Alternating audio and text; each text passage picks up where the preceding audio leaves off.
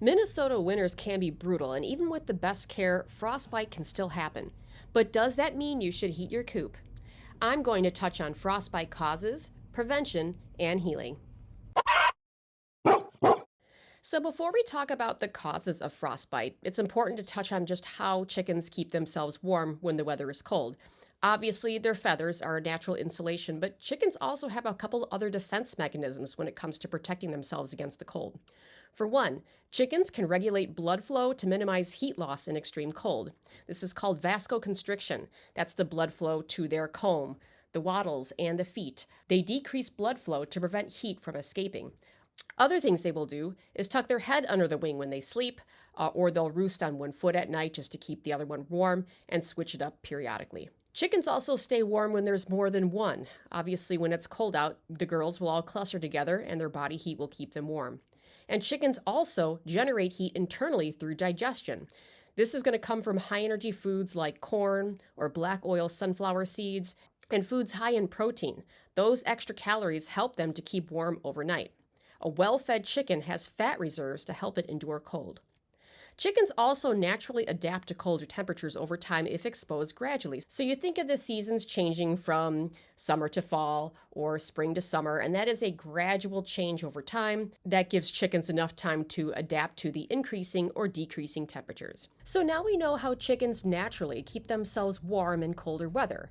But what are the causes of frostbite in chickens? The four major factors that contribute to frostbite would be extreme cold, and that would be negative 20 degrees Fahrenheit or colder, a high humidity inside the coop, poor ventilation, and chickens that have large combs or wattles. So breaking it down, extreme cold. Obviously, 20 or 30 below zero is cold for any animal. And a lot of people say that chickens are farm animals, are able to adapt to the cold, and that is true to an extent, but this level of cold is very dangerous. To the point, we actually found a dead frozen rabbit in our yard this winter. So it's important to keep an eye on the 10-day forecast just to keep aware of any cold snaps that might be coming your way anytime soon. Now, I will admit that our first winter that we had chickens, we were grossly unprepared. We had a cold snap where the overnight low was going to be negative 30 air temperature, not wind chill, and we ended up having to bring the chickens into the garage because we felt our coop wasn't up to par. Since then, we have made several modifications to our chicken coops. One thing we did was add foil insulation to the interior of the coop to help keep the warm air inside. And we also installed a brooder plate to the wall inside the coop. This heats the air temperature inside the coop about 10 degrees above actual air temperature, so it does help warm them without putting them into temperature shock. Some people say you don't need to heat your chicken coops in the winter, and you may not. However, we have 4 chickens. We are limited by the city that we live in to 4 chickens. We don't have 20, whereas in greater numbers, chickens can definitely keep the inside of their coop warm just with their body temperature alone. The second topic of humidity also goes hand in hand with poor ventilation, our third topic, and here's why. Think of when it is very wet outside and the overnight temperatures freeze. You see the frost forming on the blades of grass. It's no different inside your chicken coop. Humid air inside the chicken coop, when it turns cold, will rest on the wattles, the combs, the feet of the chickens, and that is how frostbite can start. Humidity is caused by the condensation that naturally happens from breathing when it's cold outside, from the chicken's waste, and also it can be from overheating your chicken coop. A coop that has proper ventilation in the winter will still bring fresh, cold air inside, but the air will be dry, and hot, humid air will rise and leave the coop.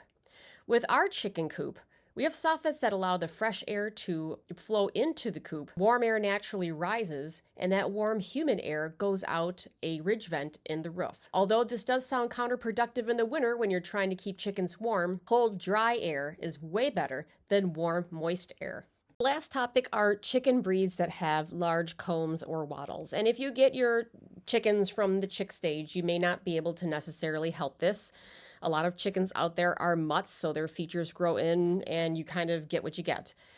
In our case, we actually do have one chicken that has a very large comb. That's our chicken Buff, buffalo chicken. Yes, we knew that when we picked her out. Yes, we knew that was a risk. And yet she still, after everything we did this winter, got frostbite. But I'm happy to report that she is healing. One thing, luckily, that we haven't had to deal with was frostbite on chickens' legs and feet. Unfortunately, that's a much more serious type of frostbite than it would be to a wattle or comb, which can easily regenerate. Chickens' feet, they can lose toes, they can lose legs altogether, and at that point, your chicken has no more quality of life. What can you do to prevent frostbite to the feet? In our coop, our chicken roosting bar is about halfway up the height of the coop. This means that our chickens are perching towards the warmer half of the interior of the coop. We also have about 7 to 8 inches of straw bedding in the coop to act as an insulator. Okay, so your chicken or chickens have sustained frostbite. What do you do to treat it? Well, the big answer is basically nothing. Don't touch it. Don't massage it, as that could injure it further. Don't put any medicines on it. The only thing you really need to do is if it's going to continue to be cold, find some way to warm the chicken. Give your chicken some time to heal. The dead tissue will fall off and regenerate on its own. And make sure your chicken's getting plenty to eat in the way of protein, as that helps repair tissues. So I hope you found this video informative. Hopefully you're watching this before the weather gets cold so you can make the modifications to your chicken's coop and run so that you can minimize the risk of them getting frostbite, because no one wants to see an injured bird. If you like what you've heard today, please like, share, and subscribe. Keep watching, because there's always something going on or going wrong at my house.